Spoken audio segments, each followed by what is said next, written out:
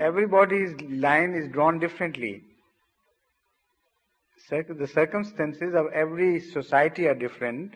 Every individual living in that society are different.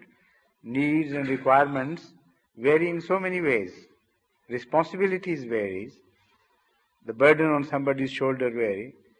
His tastes, his way of life, his thinking, his social and background, his upbringing, everything is a varying factor. So how can I draw a line between billions and billions of possibilities? It's impossible. But you should understand in normal terms that for each there are different requirements and needs. And he knows better when his needs are fulfilled.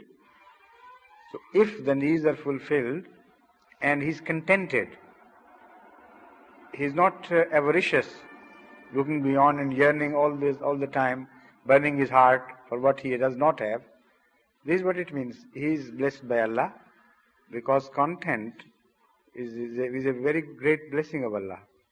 Content is a great blessing of Allah.